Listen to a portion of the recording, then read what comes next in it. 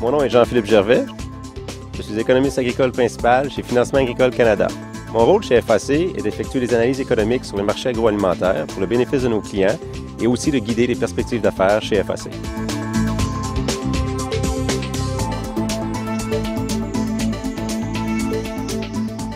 La Banque du Canada remplit plusieurs fonctions. Elle imprime l'argent, elle prête des fonds aux institutions financières, mais je dirais que son rôle le plus important est de contrôler l'inflation au Canada. Vous avez probablement déjà entendu dire quelqu'un de votre famille ou encore dans votre entourage, quelque chose du genre « Dans mon temps, une boisson gazeuse coûtait 25 sous ». Et en fait, c'est une belle illustration de ce qu'est l'inflation. C'est une érosion de la valeur de l'argent dans le temps, créée par une hausse générale du niveau des prix dans tous les secteurs de l'économie. Donc, l'objectif principal de la Banque du Canada est de garder l'inflation à un niveau bas et stable.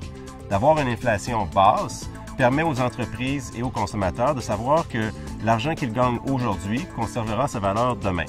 Avoir une inflation stable permet aux entreprises et aux consommateurs de prendre des décisions dans l'avenir avec un minimum d'incertitude.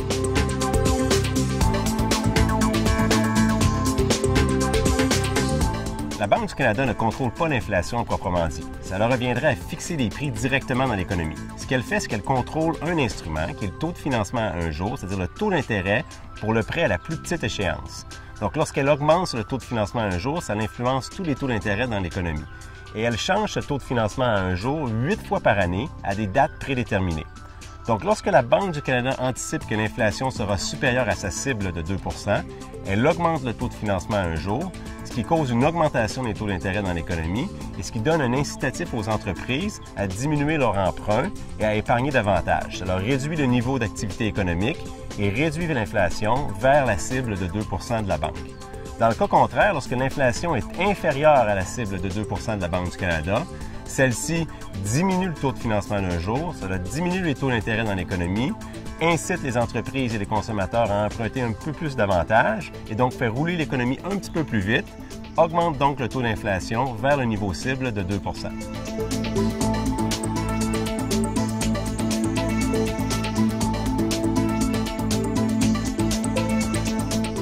Absolument. Lorsque le taux de financement à un jour augmente, les taux variables augmentent presque instantanément. Pour ce qui est des taux fixes, il y a d'autres facteurs qui ont un impact, comme par exemple le marché des obligations. Une stratégie pour minimiser le mouvement des taux d'intérêt est de combiner plusieurs types de prêts, donc d'avoir des prêts à taux fixes et des prêts à taux variables, et aussi de combiner différentes échéances pour les prêts. Donc tout ça permet de renégocier certains prêts à différents moments et donc de minimiser les risques reliés au mouvement des taux d'intérêt. Bien sûr, cet avantage doit être mis en relief avec les coûts associés à la gestion de plusieurs types de prêts avec plusieurs échéances. Une autre stratégie est de se tenir au courant de l'actualité économique et des nouvelles entourant la Banque du Canada. C'est à peu près impossible de pouvoir prédire avec certitude le mouvement des taux d'intérêt, mais de connaître l'actualité permet d'anticiper certaines tendances futures. Et finalement, dans le cas des prêts, dis-je bien, à taux variables, il est prudent de s'assurer que l'entreprise ou la capacité de remboursement des prêts pour une entreprise n'est pas affectée de façon trop négative par une augmentation des taux d'intérêt de l'ordre de 2 %.